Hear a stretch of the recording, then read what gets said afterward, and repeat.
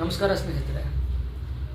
ಹಿಂದಿನ ವಿಡಿಯೋದಲ್ಲಿ ಭಗವದ್ಗೀತೆಯ ಮೊದಲನೇ ಅಧ್ಯಾಯದ 4ನೇ ಶ್ಲೋಕದವರೆಗೂ ನೋಡಿದ್ವಿ. 5 ಮತ್ತು 6ನೇ ಶ್ಲೋಕದಲ್ಲಿ ಪಾಂಡವರ ಸೈನ್ಯದಲ್ಲಿದ್ದಂತಹ ವೀರಾದಿ ವೀರರ ಹೆಸರುಗಳನ್ನ ದ್ರೋಣಾಚಾರ್ಯರಿಗೆ ದುರ್ಯೋಧನ ಹೋಗಿ ಹೇಳ್ತಾನೆ. ಅದರ ಬಗ್ಗೆ ಅಷ್ಟಾಗಿ ಏನು ಒತ್ತು ಕೊಡೋದು ಬೇಡ, ಬರೀ ಹೆಸರುಗಳಿದ್ದಾವಲ್ಲಿ. ಅದರ ಬಗ್ಗೆ ನೀವು ರಿಸರ್ಚ್ ಮಾಡೋದಾದರೆ ಮಾಡ್ಬೋದು. 7ನೇ ಶ್ಲೋಕದಲ್ಲಿ ದುರ್ಯೋಧನ ದ್ರೋಣಾಚಾರ್ಯ ಹತ್ರ ಮಾತಾಡೋದನ್ನು ಕಂಟಿನ್ಯೂ ಮಾಡ್ತಾ ಹೇಳ್ತಾನೆ, ನಮ್ಮ ಕಡೆನೂ ವೀರಾದಿ ವೀರರಿದ್ದಾರೆ, ಶೂರಾದಿ ಶೂರರಿದ್ದಾರೆ, ನಾವು ಅವ್ರ ಬಗ್ಗೆನೂ ಗಮನ ಹರಿಸೋಣ ಬನ್ನಿ ಅಂತ ಹೇಳ್ತಾನೆ.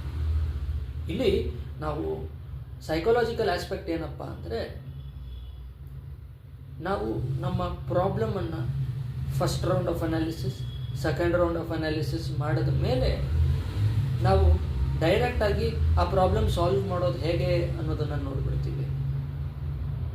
ಆದರೆ ಇಲ್ಲಿ ದುರ್ಯೋಧನ ನೋಡಿ, ಅವನು ಸೆಲ್ಫ್ ಅನಾಲಿಸಿಸ್ ಮಾಡ್ತಿದ್ದಾನೆ, ಸೆಲ್ಫ್ ಇಂಟ್ರಾಸ್ಪೆಕ್ಷನ್ ಮಾಡ್ತಾ ಇದ್ದಾನೆ. ಏನು, ನಮ್ಮಲ್ಲಿರುವ ಸ್ಟ್ರೆಂತ್ಸ್ ಏನೇನಿದ್ದಾವೆ ನೋಡೋಣ ಬನ್ನಿ. It's also equally important. ಇಲ್ಲಿ ದುರ್ಯೋಧನ ಅಂಡರ್ ಎಸ್ಟಿಮೇಟ್ ಮಾಡ್ದ, ಓವರ್ ಎಸ್ಟಿಮೇಟ್ ಮಾಡ್ದ, ತನ್ನನ್ನು ತಾನು ಓವರ್ ಎಸ್ಟಿಮೇಟ್ ಮಾಡ್ಕೊತಾನೆ. ಮುಂದೆ ಬರುತ್ತೆ, ಪಾಂಡವರನ್ನ ಅಂಡರ್ ಎಸ್ಟಿಮೇಟ್ ಮಾಡಿದ್ದ, when reality came in front of him, ಆ ಭಯ ಶುರು ಆಯಿತು. ಇಲ್ಲಿ ಆ ರಿಫ್ಲೆಕ್ಸ್ ಆ್ಯಕ್ಷನ್ ಕಾರಣಕ್ಕೂ ಏನು, ಯೂಶಲಿ ಮೈಂಡ್ ಏನಾಗುತ್ತೆ, ಫೈಟ್, ಫ್ಲೈಟ್ ಆರ್ ಫ್ರೀಸ್ ಮೋಡಿಗೆ ಹೋಗುತ್ತೆ. ಯಾವುದೇ ಒಂದು ಸರ್ವೈವಲ್ ಇನ್ಸ್ಟಿಂಕ್ಟ್ ಬಂತು ಅಂದರೆ ಫೈಟ್, ಫ್ಲೈಟ್ ಆರ್ ಫ್ರೀಸ್. ಹೆದರಿ ನಿಂತಲ್ಲೇ ತಟಸ್ಥವಾಗಿ ನಿಂತು ಬಿಡೋದು, ಅಥವಾ ಹೆದರ್ಕೊಂಡು ಓಡ್ ಹೋಗೋದು, ಇಲ್ಲಾಂದರೆ ಯುದ್ಧ ಮಾಡೋದು.